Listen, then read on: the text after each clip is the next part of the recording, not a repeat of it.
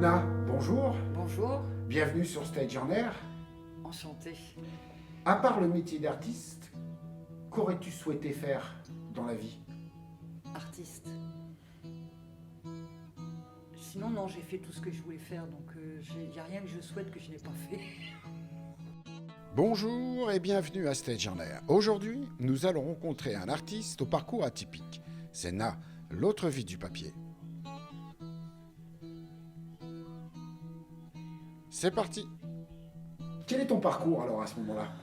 Alors, mon parcours, j'ai commencé comme coiffeuse.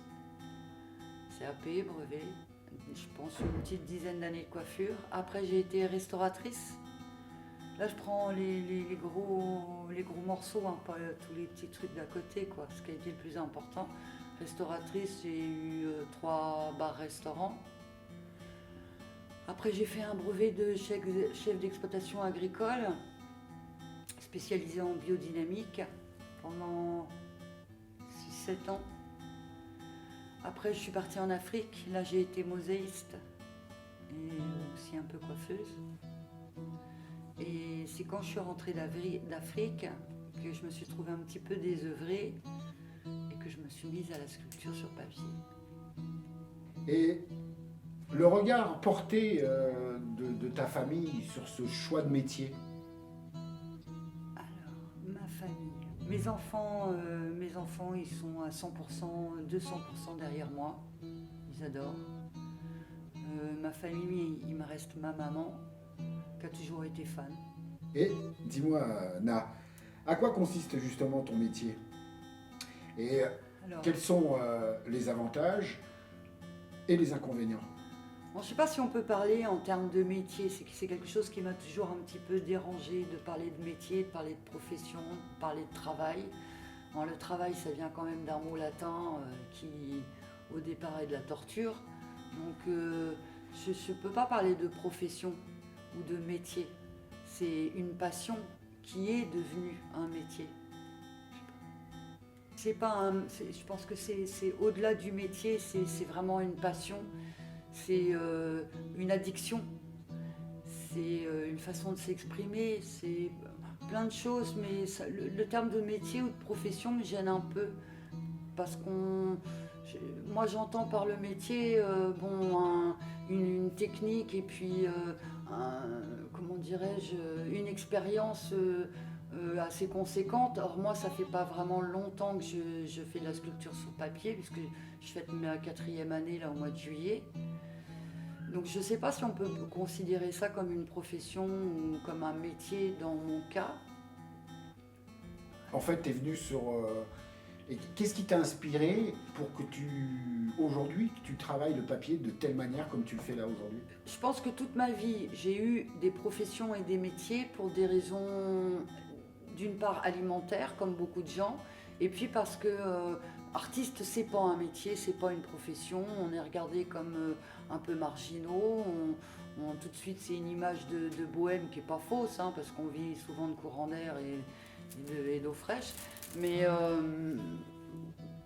moi, j'en suis venue là parce que j'ai toujours mis un pied dedans, c'est-à-dire j'ai fait des pastels, j'ai fait des dessins, j'ai toujours fait des petits bricolages avec une touche artistique comme ça, mais je considérais que j'avais pas le droit, avec 2 enfants et des raisons économiques, de me laisser vivre ça parce que c'était trop aléatoire. Là, je suis arrivée à un âge où mes enfants sont grands, ils n'ont plus besoin de moi, et je me suis donc octroyé le droit de vivre ma passion et de faire passer la raison économique en second plan. Ça veut dire qu'aujourd'hui, avec tes œuvres, tu ne manges pas à ta faim. Voilà, je mange pas ma faim, c'est pour ça que je suis pas très épaisse. De temps en temps, je mets un peu de beurre dans le riz ou dans les pâtes, mais c'est pas, pour moi, c'est pas la raison essentielle. Ce qui est important pour moi, c'est de pouvoir faire ce que j'ai envie d'exprimer, de pouvoir le vivre. Et la raison économique, elle se porte un peu derrière. Donc si je vends, bien sûr, je suis contente parce que c'est ça de plus dans mon quotidien qui est assez spartiate. Mais c'est pas l'essentiel. L'essentiel, c'est vraiment d'arriver à faire le personnage que j'ai dans la tête, l'animal que j'ai dans la tête ou ce que j'ai envie de dire à ce moment-là. Après, le regard des autres, c'est la récompense. Et vraiment, en dernier plan, bien sûr, le grand bonheur de vendre et de savoir que ça part chez quelqu'un en décoration et qu'on l'a acheté parce qu'on avait un coup de cœur, ça c'est la récompense suprême. Mais je ne le fais pas dans ce but-là. C'est pas dans un but commercial, comme par exemple autrefois quand j'étais commerçante et que je mettais un cocktail en place, il y avait un but commercial. C'était pas uniquement créer un joli et un bon cocktail. Il y avait un but commercial. Alors d'aujourd'hui, non, c'est plus d'abord le premier contentement d'avoir réussi à faire ce que j'avais dans la tête. Le deuxième important, c'est le regard des autres qui vont, ou comme moi, aimer ce que j'ai fait ou le critiquer, mais ça me fera toujours avancer.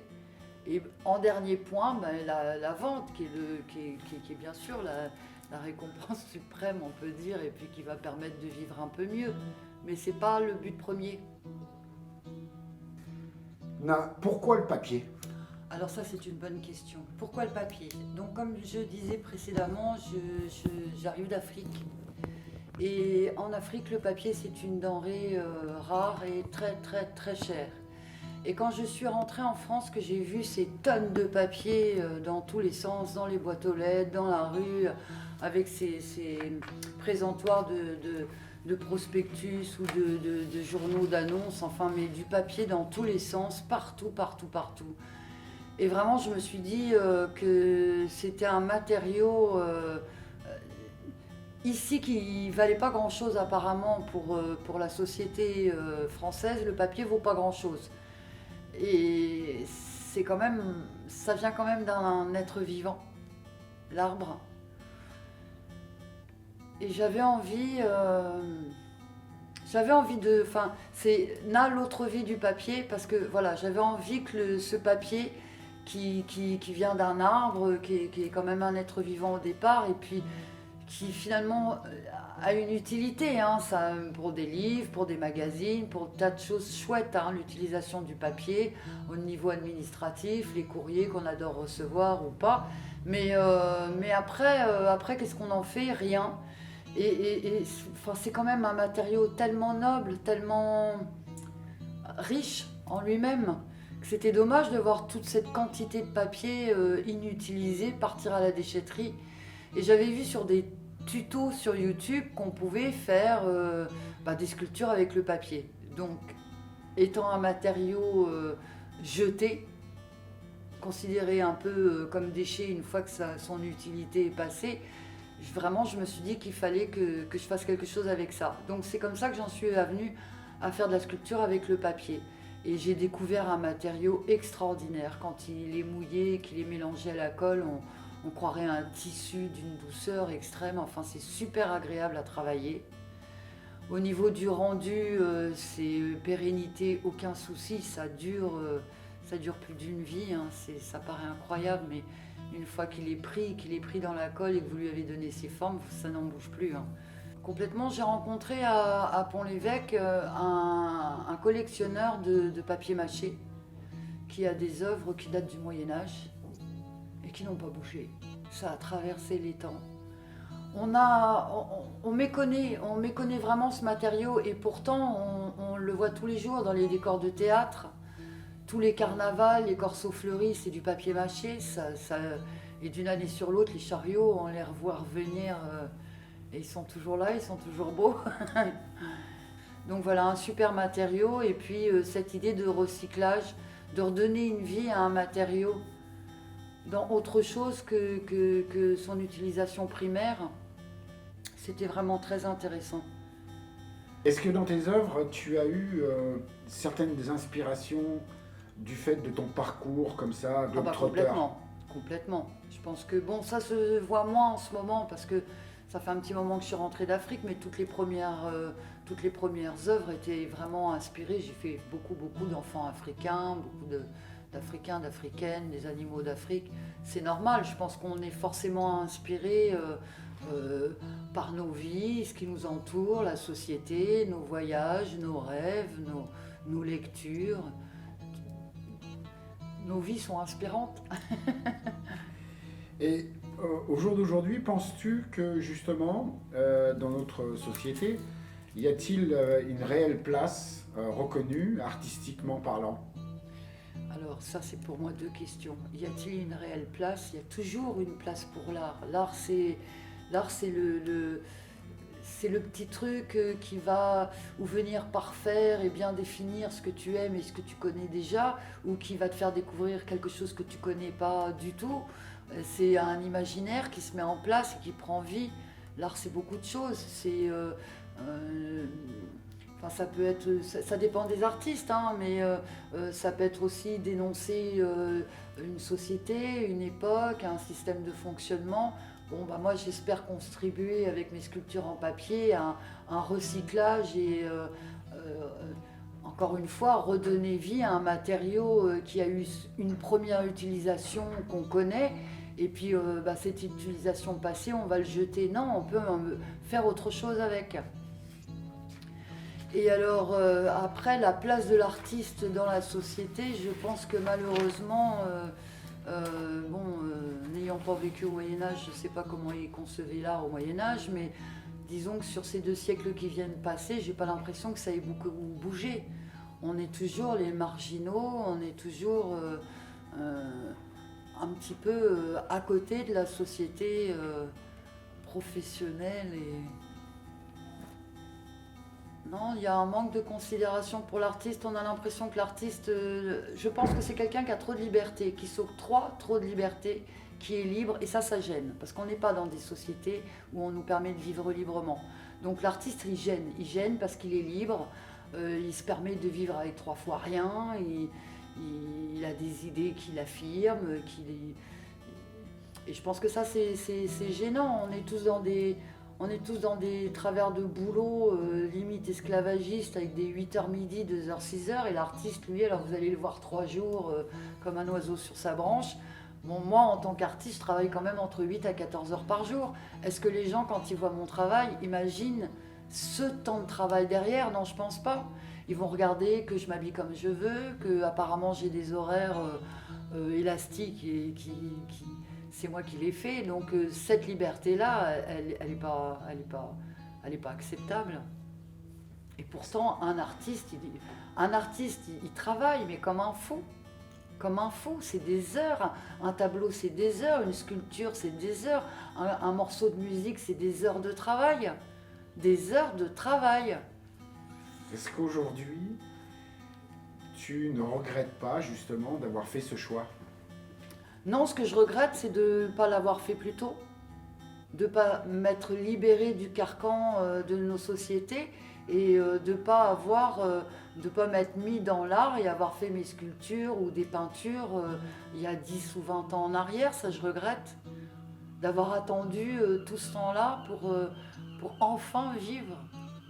Et justement, cette passion, cette vie que tu voues à l'autre vie du papier, est-ce que tu serais capable de la partager, de l'enseigner? Je le fais.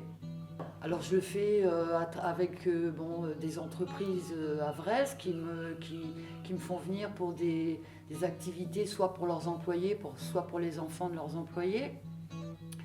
Je fais des stages pour enfants et pour adultes. Donc oui, je montre, j'explique ma méthode de travail, puisque je travaille sans structure métallique, sans peinture. Je reste du papier du début à la fin. Donc je montre ça, comment faire un petit personnage, un animal en papier et avec que du papier. Et justement, trouves-tu que dans la ville où laquelle tu résides, y a-t-il suffisamment de structures pour pouvoir accueillir ces différents artistes avec différentes... Non, bah, Le Havre, je pense que c'est comme beaucoup de villes. Il se fait beaucoup de choses au niveau culturel et artistique.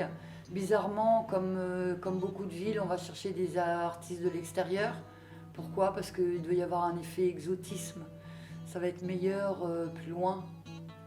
C'est toujours l'histoire du veau qui regarde le pré d'à côté, quoi. Donc les artistes à vrai sont pas trop mis en valeur par la municipalité. Je m'excuse, mais c'est ce que je pense et je suis pas la seule. Mais voilà, mais je pense que c'est un phénomène qu'on voit dans beaucoup de villes, beaucoup de pays. Les artistes d'ailleurs sont toujours meilleurs que ceux du terroir. Ce qui est un peu dommage. La ville du Havre fait beaucoup de choses au niveau artistique, mais pas avec les artistes du Havre, ce qui est quand même dommage. Les artistes du Havre trouvent des plans pareils avec l'extérieur, mais pas avec leur ville. Très rarement, c'est toujours un peu le même circuit. C'est toujours les mêmes qu'on voit. Et quand on voit d'autres artistes, ce sont forcément des artistes qui viennent de l'extérieur, comme on a vu pour les 500 ans du Havre. Il n'y a pas la moitié des artistes havrais qui ont bossé sur ce projet-là, c'est quand même dommage. Na, quelle est ta définition personnelle de l'artistique? J'ai pas de définition. Je pense pas qu'on puisse définir l'art. C'est le public qui peut le faire, pas l'artiste. Na, merci de nous avoir reçus. C'est moi qui vous remercie. Et je te dis à la prochaine vidéo. Avec plaisir. Après avoir passé un agréable moment en compagnie de Na, Stage en Air vous dit à bientôt.